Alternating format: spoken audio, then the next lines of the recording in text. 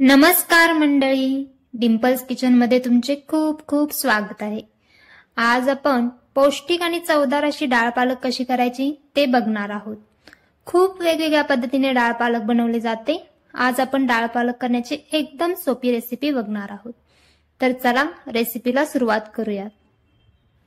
तर डाळ पालक बनवण्यासाठी इथे मी अर्धा जुडी पालक 2 ते 3 वेळा पाण्याने स्वच्छ धुवून पालकाचे देठ काढून असे बारीक चिरून घेतले आहेत। त्यासोबत अर्धा वाटी तुरीची डाळ घेतली आहे। डाळ ही 2 ते 3 वेळा पाण्याने स्वच्छ धुवून घ्यायची आहे। आता डाळीत एक मोठा बारीक चिरलेला टोमॅटो, तसेच थोडे शेंगदाणे आणि अर्धा ग्लास पाणी घालून घ्यायचे आहे।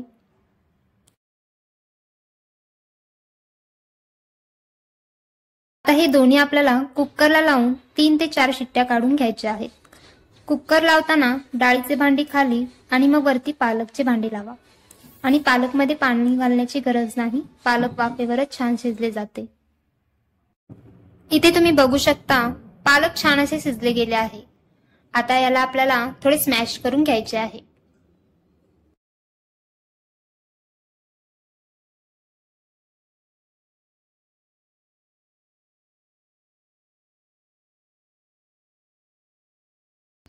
पालक छान असे स्मॅश झाले आहे। त्यासोबत डाळ ही छान मऊ शिजली आहे। दुसऱ्या भांड्यात काढून आता डाळ आपण गरगटून घेऊ।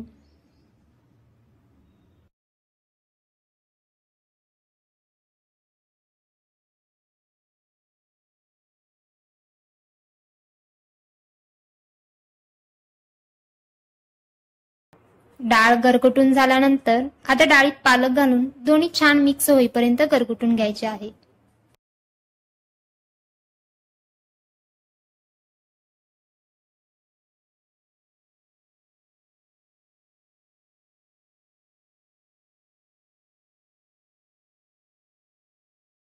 त्यानंतर फोडणीसाठी इथे मी 1.5 चमचे तेल गरम करत ठेवले आहे।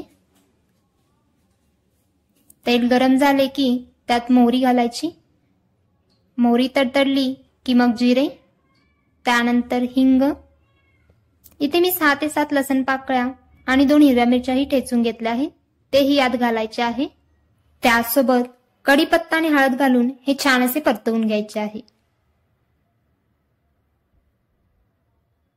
त्यानंतर या डाळ आणि पालकचे मिश्रण घालून व्यवस्थित मिक्स करून घ्यायचे आहे।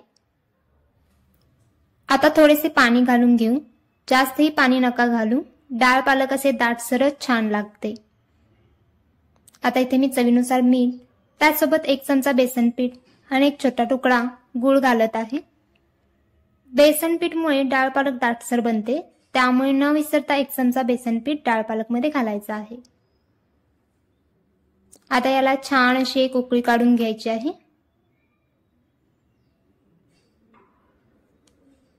मस्त असे गरमागरम डाळ पालक तयार आहे। अशाच सोप्या आणि मस्त मस्त रेसिपी पाहण्यासाठी चॅनलला सबस्क्राइब केले नसेल तर नक्की सबस्क्राइब करा आणि रेसिपी आवडल्यास नक्की लाईक आणि शेअर करा।